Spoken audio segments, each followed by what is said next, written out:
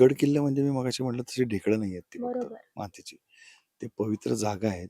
त्याचं पावित्र्य आपण राखलं पाहिजे. मंदिरात आपण कचरा टाकतो का? नाही. देवाच्या समोर नाही ना. इथे पण देव बसलाय की आपला. त्याच्यासमोर आपण कचरा कसा काय टाकू शकतो?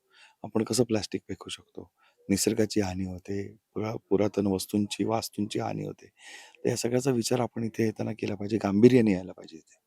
गंमत म्हणून नाही यायला पाहिजे असं माझं वाटतं. पिकनिकचा स्पॉट नाही आहे गड-किल्ले म्हणजे. की तिथे आल्यानंतर तुम्ही थोडा वेळ तरी स्वतःचा विचार केला पाहिजे. स्वतःला विचारलं पाहिजे, की तुम्ही कोण आहात? तुम्ही इथे का उभे आहात? कोणाच्यामुळे उभे आहात?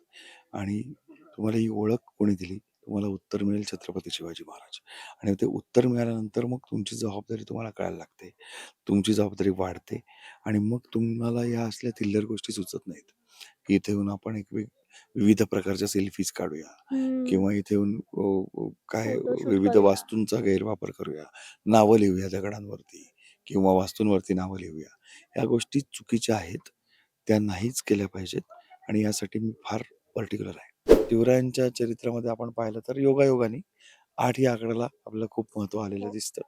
तर त्यामुळे शिवराज अष्टक असावा असं आम्हाला सगळ्यांना वाटलं आणि शंभू छत्रपती हे जेव्हा नाव आपल्या डोळ्यासमोर येतं संभाजी महाराजांचं, तेव्हा ते रौद्र शंभू किंवा शंभू महादेव यांच्याशी जोडलं गेलेलं आपल्याला दिसतं, हं. की तत्कालीन इतिहासामध्ये शंभू महादेवासारखे ते वावरले. रौद्रपणे. तर त्याला व्हायला बेलासारखं दुसरं काही असू शकत नाही. शिवरायांचा छावा. तर छावा म्हणजे काय? तर एक शिकणारं पिल्लू. म्हणजे पिल्लू साध्या माणसाचं नाही. ते सिंहाचं आहे. जो छावा आहे. तर ती शिकण्याची प्रोसेस त्यांची पराक्रमाची दिसेल याच्यामध्ये. त्यामुळं हे नाव संयुक्त आहे असं मला वाटतं. रायगड फिरलात सगळा, तर तुम्हाला लक्षात येईल की विविध इमारती बांधताना खूपच विचार केलाय. हो. कुठल्याही कोपऱ्यात बोलल्यानंतर सदरेवर व्यवस्थित ऐकू जातं. तर हा अकॉस्टिक्सचा प्रयोग आहे. अशा प्रकारचे प्रयोगशील स्थापत्य आहे ते. म्हणजे तत्कालीन कुठल्याही महाराजांनी असा विचार केला असेल, राजांनी असा विचार केला असेल असं मला वाटत नाही. महाराज छत्रपती शिवाजी महाराजांनीच हा विचार केला. कामावरती फोकस असलेला आपला राजा होता. ज्याला कर्मगीता म्हणतात किंवा कर्मयोग म्हणतात, हे कळलेला श्रीमंत योगी आपला राजा होता. तर त्यामुळे त्यांनी हे स्थापत्यात पण आणलेलं आपल्याला दिसतं.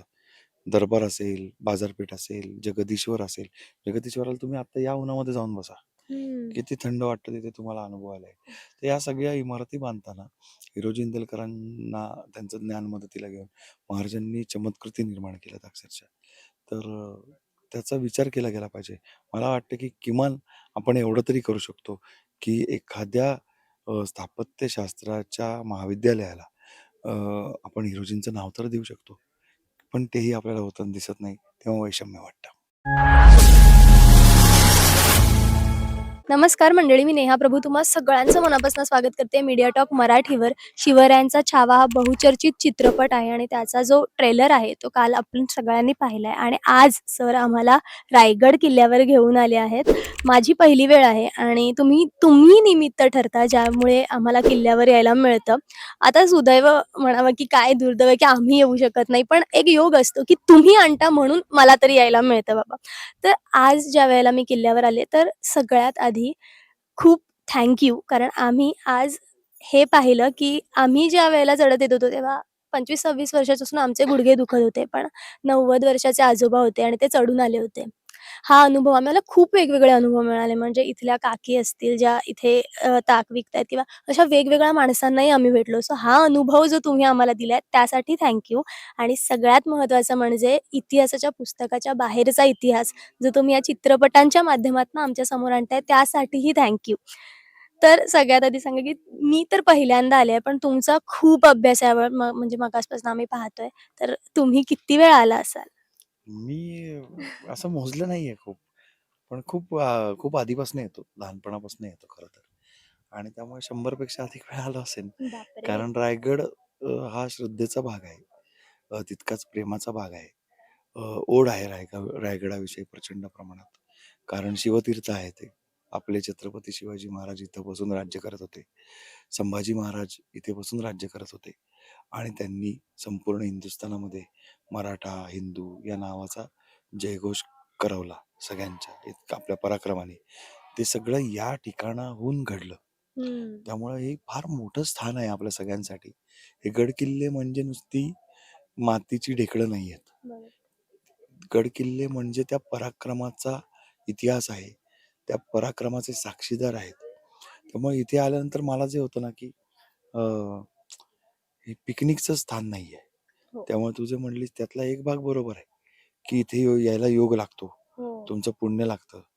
पण एक भाग हा पण जरा वैषम्याचा आहे, की इथे यावंसं आपल्याला वाटत नाही. हम्म. तर हा तरुण पिढीला इथे यावंसं वाटलं पाहिजे. तरच त्यांना त्यांच्या आयुष्यात काहीतरी करता येईल. कुठल्याही क्षेत्रात असेल, तर त्यांना त्यांच्या आयुष्यात काही करायचं असेल, तर ह्या भूमीला त्यांनी पाय लावले पाहिजेत आणि त्याच्यानंतर इथे वरती आल्यानंतर आपलं कपाळ घासून इथे प्रेरणा घेतली पाहिजे, असं मला वाटतं. बरं, ऐतिहासिक चित्रपटाचं म्हटलं तर तुमचा हात कुणीच धरू शकत नाही. कारण की तुम्ही ऐतिहासिक चित्रपटांची एक काय म्हणतो आपण आत्ता बिल्वपत्र म्हणायला हरकत नाही. कालच उल्लेख झाला, की आता तुम्ही छत्रपती संभाजी महाराजांच्या वरती 3 सिनेमे घेऊन येणार आहात आणि त्यातला पहिला आलेला आहे. मला हे विचारायचं आहे, की आपल्याकडे असं असतं बघा, की गणपतींचं विसर्जन झाल्यानंतर पुन्हा एकदा मूर्ती बनवायला सुरुवात होते. तुम्ही ज्यावेळेला शिवराज अष्टक असेल किंवा आता हे बिल्वपत्र म्हणायला हरकत नाही. हे ज्यावेळेला एका सिनेमाचं प्रमोशन सुरू असतं, तेव्हाच तुमच्या डोक्यात दुसरा सिनेमा आलेला असतो, त्याचं प्रोसिजर सुरू झालेली असते, की कसं असतं म्हणजे? कारण खंड नक्कीच न आता ते पडता. 2 वेळा प्रोसेस झाली आहे ती. एकदा शिवराज अष्टकाच्या बाबतीत आणि एकदा शिवरायांचा छावाच्या बाबतीत, की कल्पना म्हणून जेव्हा येतं, तेव्हाच डोक्यात हे होतं, की 8 सिनेमे करायचे. हं. त्याला एक विशिष्ट कारण आहे. शिवरायांच्या चरित्रामध्ये आपण पाहिलं तर योगायोगाने 8 या आकड्याला आपल्याला खूप महत्त्व आलेलं हो. दिसतं. तर त्यामुळे शिवराज अष्टक असावा असं आम्हाला सगळ्यांना वाटलं आणि शंभू छत्रपती हे जेव्हा नाव आपल्या डोळ्यासमोर येतं संभाजी महाराजांचं, तेव्हा ते रौद्र शंभू किंवा शंभू महादेव यांच्याशी जोडलं गेलेलं आपल्याला दिसतं, हं. की तत्कालीन इतिहासामध्ये शंभू महादेवासारखे ते वावरले. रौद्रपणे. तर त्याला व्हायला बेलासारखं दुसरं काही असू शकत नाही. तेव्हा बिल्वपत्र हे 3 पानांचं असं आम्ही ठरवलं. गेल्या वेळेला आपण ज्यावेळेला सिंहगडावरती भेटलेलो, तेव्हा मी एका मुलाखतीत तुम्ही बोलताना ऐकलेलं, की अ, यशवंती जी होती तिचा उल्लेख तुम्ही केला नव्हता किंवा तो भाग घेतला नव्हता, कारण कदाचित त्याचा दाखला मिळाला नसावा. मी पुसटचं ऐकलं होतं. तर दाखले मिळत नाहीत किंवा आपण फक्त ऐकिवात असतात गोष्टी म्हणून चित्रपटात घेत नाही, तर त्याचे काहीतरी पुरावे किंवा दाखले असतात, तेव्हाच तुम्ही सिनेमात घेता ती गोष्ट. असं काही आहे का? तर हो. याही चित्रपटात असं काही आहे, की जे आमच्या ऐकिवात आहे किंवा आम्ही फार ऐकलंय बुवा, पण तुम्ही दाखले मिळाले नाहीत म्हणून ती गोष्ट टाळली आहे किंवा ही दाखल्याचं आहे म्हणून मी ह्या सिनेमामध्ये पुराव्यासकट ह्याला मांडलंय, असं काही आहे? अ, हा सगळा सिनेमाच त्या हो. पद्धतीने मांडलेला आहे. कारण बुऱ्हाणपूरची गोष्ट आपण ह्याच्यामध्ये बघतोय. बुऱ्हाणपूरमध्ये किती 17 पुरे होते. ते कसे निर्माण झाले होते आणि कशा पद्धतीने छत्रपती संभाजी महाराजांनी बुऱ्हाणपूर जिंकलं औरंगजेबाला धक्का देण्यासाठी. तर हे का जाणवून देणारा हा चित्रपट आहे. त्याकरता दाखल्यांची खूप मोठी आवश्यकता आहे. पण या सिनेमात असं काही आहे, की जे आम्हाला असं वाटतं, की आम्ही ऐकलंय, की असं-असं आहे फार, पण तुम्हाला त्याचा दाखला नाही मिळाला म्हणून मी टाळले. जसं यशवंतीचं आम्ही फार ऐकलं होतं. आम्हाला वाटलं ते आहेच, असेल, पण त्याचा काही पुरावाच नव्हता हे तुमच्याकडून कळलं. मला माफ कर, पण मी एक थोडा तुला काउंटर क्वेश्चन करतो. हं. तुला छत्रपती संभाजी महाराजांच्या बुऱ्हाणपूर मोहिमेविषयी किती माहिती आहे? तेही माहीत नाही. मी म्हटलं ना, की हां, मग तुम्ही तेच बोलतोय ना. मग इतिहासाविषयी. म्हणून मी काय ऐकीव गोष्टींपेक्षा आपण ते पाहण्याचा प्रयत्न करू आणि अनेक मुलं जी तुझ्या माझ्यासारखी हो. आहेत, हे सगळेच जण त्या इतिहासाकडे वळतील वाचायला. ह्याच्यासाठी आपण हा चित्रपट निर्माण करतो. म्हणजे इतिहासाला पुनरुज्जीवित करतोय आपण. हे थोडं मोठं विधान आहे, पण इतिहासाची प्रेरणा देण्याचा नक्की पण सर, प्रयत्न. आम्ही अष्टक पाहिलं, म्हणजे त्यातले जी सीरीज येत होती ती किंवा आता चित्रपटांची नावं ही खूप वेगळी असतात.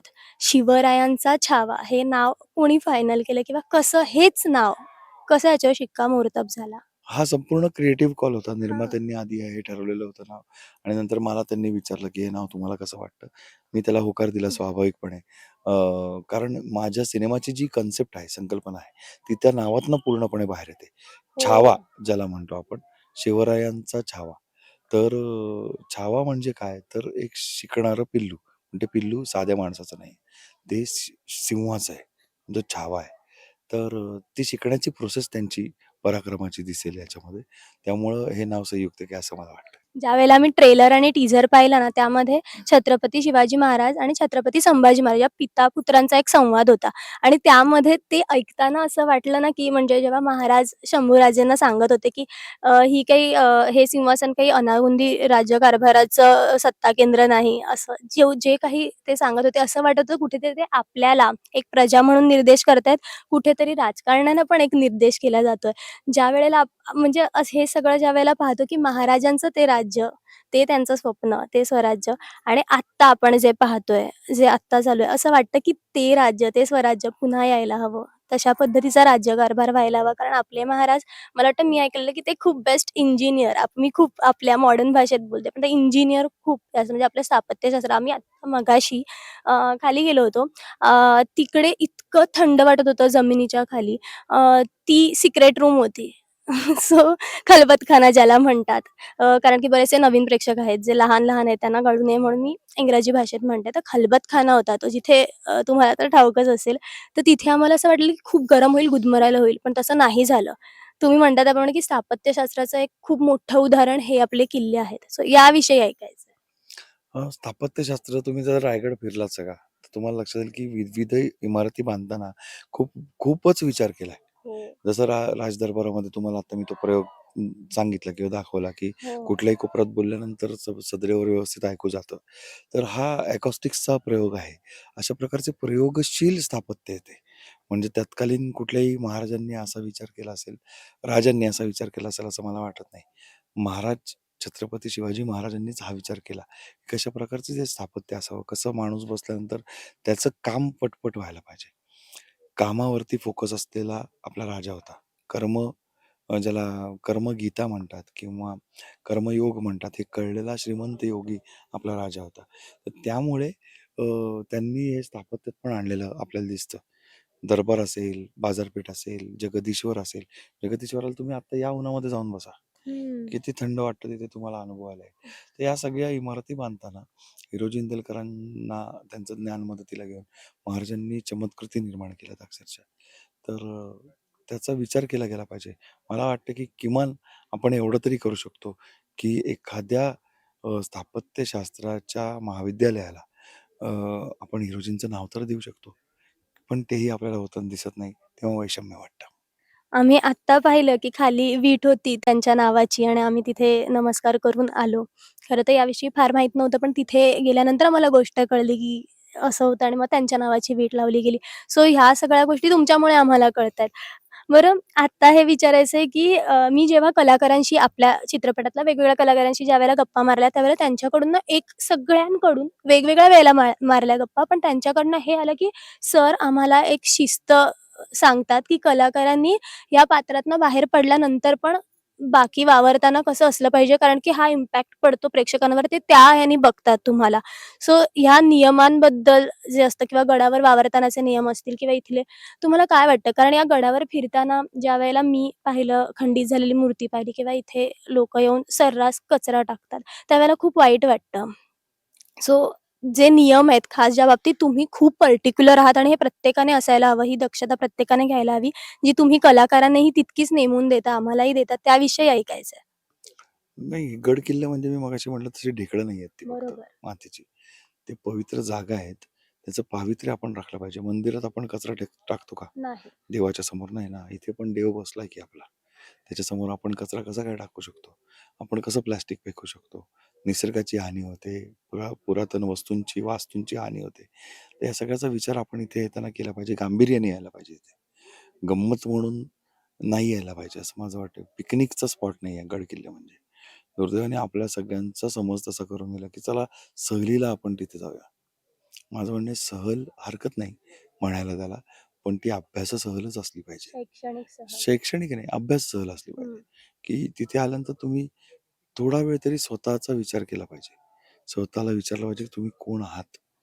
तुम्ही इथे का उभे आहात? कोणाच्यामुळे उभे आहात? आणि तुम्हाला ही ओळख कोणी दिली? तुम्हाला उत्तर मिळेल छत्रपती शिवाजी महाराज. आणि ते उत्तर मिळाल्यानंतर मग तुमची जबाबदारी तुम्हाला कळायला लागते. तुमची जबाबदारी वाढते आणि मग तुम्हाला या असल्या थिल्लर गोष्टी सुचत नाहीत. इथे येऊन आपण विविध प्रकारच्या सेल्फीज काढूया हं. किंवा इथे येऊन काय फोटोशूट विविध करूया. वास्तूंचा गैरवापर करूया. नावं लिहूया दगडांवरती किंवा वास्तूंवरती नावं लिहूया. या गोष्टी चुकीच्या आहेत. त्या नाहीच केल्या पाहिजेत आणि यासाठी मी फार पर्टिक्युलर आहे. जाता जाता विचारायला आवडेल, की 19 फेब्रुवारी जवळ येतोय आणि आता सगळीकडे स्टेटसवर महाराज दिसतील किंवा रील्समध्ये दिसतील. पण मला आणि आपल्या बऱ्याच लोकांना असं वाटतं, की महाराज हे आपल्या अंतःकरणात आहेत आणि त्यांचे गुण असायला हवेत. अर्थात तिथपर्यंत पोहोचणं प्रत्येकाला नाहीच शक्य किंवा डे टू डे लाईफमध्ये काहीतरी छोट्या-मोठ्या गोष्टी असतील, ज्या आपण करू शकतो. तुम्हाला असं वाटतं, की कुठले गुण आहेत, जे छत्रपती संभाजी महाराज किंवा छत्रपती शिवाजी महाराज यांचे आपण अ, बाणावायला हवेत स्वतःमध्ये. फक्त त्यांना सोशल मीडियावरती न करता डोक्यात घ्यायला हवं. मला असं वाटतं की छत्रपती शिवाजी महाराजांचे तर जे काही गोष्टी आहेत त्या सगळ्या गोष्टी अ, जितक्या आपण शिकू तितक्या कमी आहेत बरोबर. त्यांच्या आयुष्यातनं. तेच संभाजी महाराजांच्या बाबतीत पण आहे. पण संभाजी महाराजांच्या बाबतीत मला जे एक जाणवलं ते म्हणजे be in the moment and focus on the moment. म्हणजे तुम्ही जेव्हा रायगडावर आला आहात तेव्हा तुम्ही कुठल्या कामासाठी तिथे आला आहात बरोबर. याच्यासाठी तुम्ही फोकस्ड असला पाहिजेत. म्हणजे मग बाकीच्या गोष्टी आपोआप बाजूला पडतात असं मला वाटतं. त्यामुळे छत्रपती संभाजी महाराजांनी कमी कालावधीत, अल्पावधीत त्यांच्या जे काही पराक्रम करून दाखवला किंवा ज्या काही अचीव्हमेंट्स केल्या, या सगळ्या त्या फोकसमुळे आहेत असं मला वाटतं. तो फोकस शिकायला मला फार आवडेल. खूप छान वाटलं तुमच्याशी बोलून आणि आम्हाला खात्री आहे, की पुढच्या वेळी सुद्धा तुमचंच निमित्त ठरेल, हा एक योग जुळून येईल. कारण आम्हाला वाटतंय, की असं लिहून आलेलं आहे, की तुम्ही तो योग आणता आमच्यासाठी आणि आम्ही किल्ल्यांवर येतो. मला वाटतं, की असा एक पुन्हा एकदा काहीतरी बिल्वपत्र जे आपण आणलंय त्याच्या निमित्ताने आम्ही पुन्हा एकदा येऊ. तुमच्या माध्यमातनं, तुमच्या नजरेतनं जितकं आम्हाला जितकं जमेल तितकं समजण्याचा प्रयत्न करू. सगळ्यात आधी धन्यवाद आणि खूप साऱ्या शुभेच्छा चित्रपटासाठी. खूप खूप धन्यवाद. जय शिवराय. जय शिवराय.